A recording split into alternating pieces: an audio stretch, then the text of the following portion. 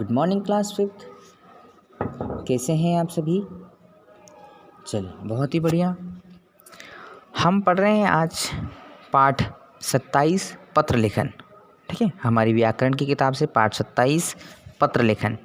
इससे पहले हमने संवाद लेखन पढ़ा था। संवाद लेखन में सिर्फ 3 संवाद थे, उन तीनों ही संवादों को पढ़ना है। ठीक है, चलिए पत्र लेखन पर पढ़ते हैं कि पत्र हमारे जीवन का आवश्यक अंग है। पत्र के द्वारा हम अपने संदेश मित्रों, सगे संबंधियों, रिश्तेदारों तक आसानी से पहुंचा सकते हैं। पत्र लेखन विचारों के आदान प्रदान का सशक्त साधन है।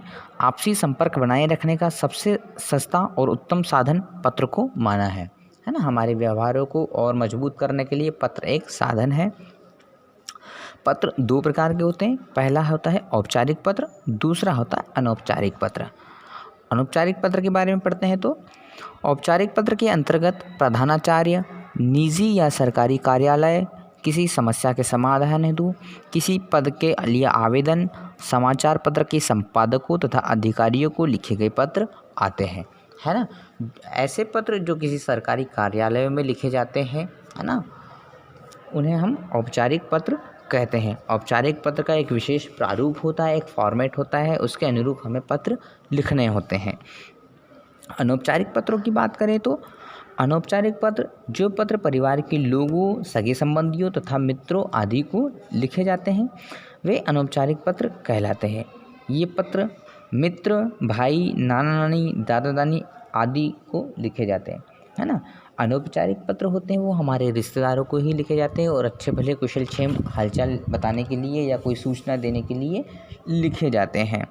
ठीक है, अब पत्र लेखन संबंधी मुख्य बातें, है ना। अब हमें पत्र लिखना है तो उससे क्या क्या चीज़ें ध्यान में रखनी चाहिए, जैसे कि पत्र पर भेजने वाले तथा पाने वाले का नाम तथा पता, तिथि अवश्य होनी चाहिए। अब हम जिन्हें पत्र लिख रहे हैं तो उनका नाम, पता और तारीख अवश्य रूप से लिखी जानी चाहिए ताकि हमारा पत्र सही जगह पर और सही समय पर सही व्यक्ति को मिल जाए। अनौपचारिक पत्रों में लिखने वाला ऊपर अपना पता तथा तिथि लिखता है ना। जब भी हम अनौपचारिक पत्र लिखते हैं तो उसमें लिखने वाला जो होता है वो अपना पता लिखता है। ठीक है, सबसे ऊपर अपना पता लिखेंगे, फिर पत्र शुरू करेंगे। व्यावसायिक तथा कार्यालयी पत्र में सबसे पहले प्रेषक का पता तथा तिथि आती है। इसके बाद जिसे पत्र लिखा जा रहा है उसका पता आता है, अंत में प्रेषक का नाम आता है ना। व्यावसायिक पत्र लिखे रहे हैं या किसी कार्यालय लिख रहे हैं तो भेजने वाले का पता आता है, फिर उसमें तारीख आती है। ठीक है, फिर जिसे पत्र लिखा जा रहा है उसका नाम, पता आता है। पत्र की भाषा सरल, संक्षिप्त तथा सारयुक्त होनी चाहिए। हम जो भी पत्र लिख रहे हैं वो बहुत ही सरल होने चाहिए जिससे कि सामने वाला हमारे पत्र को बहुत आसानी से समझ सके। पत्र की विषय वस्तु से पहले भेजने वाले को पत्रानुकूल उचित संबोधन तथा अभिवादन का प्रयोग करना चाहिए। हम जो भी पत्र लिख रहे हैं, जिसे भी लिख रहे हैं, तो उसमें उनके लिए संबोधन शब्द सही होने चाहिए। ठीक है, अभी समझते हैं कि संबोधन शब्द क्या होते हैं। अब पत्र के प्रारूप के बारे में समझते हैं। जैसे अनौपचारिक पत्र लिख रहे हैं तो या मित्रों के लिए लिख रहे हैं तो उनके लिए संबोधन शब्द क्या होंगे? प्रिय मित्र, प्रिय बंधु, इस तरह के संबोधन शब्द होंगे। अभिवादन मतलब जिनको हम सबसे पहले अभिवादन करते हैं, जैसे गुड मॉर्निंग, गुड आफ्टरनून करते हैं, तो ये हमारे अभिवादन शब्द होते हैं। तो पत्र लिखते समय हम नमस्कार या नमस्ते जैसे अभिवादन शब्द लिखेंगे और अंत में लिखेंगे तुम्हारा मित्र या आपका मित्र, ये मित्र के लिए लिखेंगे। ठीक है, और छोटों के लिए, जैसे हमसे कोई छोटा भाई बहन है तो उसको यदि पत्र लिख रहे हैं तो संबोधन में चिरंजीव लिखेंगे या आयुष्मान लिखेंगे या प्रिय शब्द लिखेंगे। ठीक है, अभिवादन में आशीष, शुभ आशीर्वाद, सुखी रहो, इस तरह से लिखेंगे और अंत में तुम्हारा भाई, तुम्हारी बहन, तुम्हारा शुभचिंतक, इस तरह के संबोधन शब्द लिखेंगे। बड़ों के लिए हमेशा आदरणीय या पूजनीय, इस तरह के हम संबोधन शब्द लिखेंगे और अभिवादन में उनका हमेशा सादर प्रणाम या सादर चरण स्पर्श लिख सकते हैं, है ना। और अंत में आपका आज्ञाकारी पुत्र या पुत्री भी, या आपका स्नेह या स्नेही, इस तरह के शब्द भी हम लिख सकते हैं। औपचारिक पत्र जो कि कार्यालयों में लिखे जाते हैं उनका प्रारूप होता है कि सबसे पहले संबोधन में लिखेंगे कि महोदय या महोदया, मान्यवर, श्रीमान या श्रीमती आदि। अभिवादन में लिखेंगे, इनका अभिवादन नहीं होता है, ठीक है।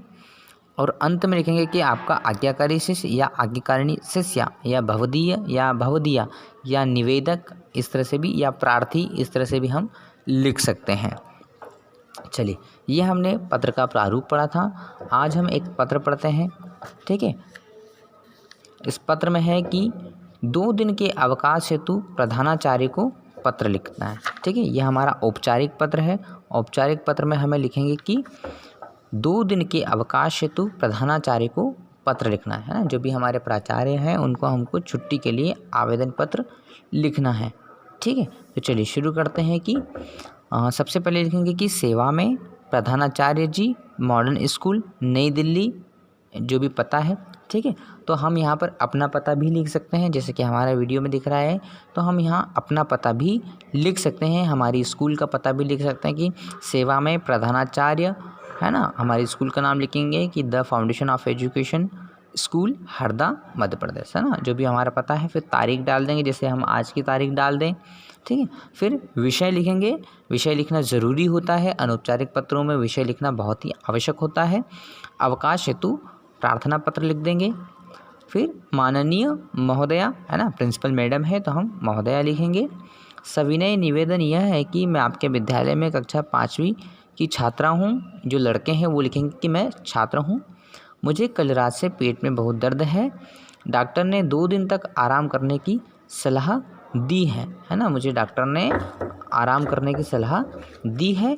कृपया करके मुझे 4 अगस्त, है ना, या फिर इसमें तारीख कुछ और है, हम चाहे तो आज की तारीख भी लिख सकते हैं। तो इसमें हमें तारीख का उल्लेख करना है, तारीख के बारे में बताना है कि हमें किस तारीख से किस तारीख तक का अवकाश चाहिए, है ना। आपकी अति कृपा होगी। फिर उसके बाद में धन्यवाद लिखेंगे, आपका आज्ञाकारी छात्र या आपकी आज्ञाकारिणी छात्रा, फिर अपना नाम लिख देंगे और अपनी क्लास का नाम लिख देंगे। इस तरह से हम इसमें औपचारिक पत्र में लिखेंगे, ठीक है। आज हम एक पत्र पढ़ते हैं, कल अनौपचारिक पत्रों के बारे में पढ़ेंगे, ठीक है। आज एक ही पत्र के बारे में पढ़ते हैं, कल 2 पत्रों के बारे में और पढ़ेंगे, है ना। फिर जो प्रार्थना पत्र हमने अवकाश के लिए लिखा है उसको मैं अभी स्टडी मटेरियल में डाल देता हूँ, तो वहाँ से आप देख करके लिख लेंगे, ठीक है। जो भी पत्र है स्टडी मटेरियल में आप देखेंगे और वहाँ से अपनी कॉपी में लिख लेंगे या उसे याद कर लेंगे, क्योंकि वह परीक्षा के लिए इम्पोर्टेंट है, ठीक है। Thank you.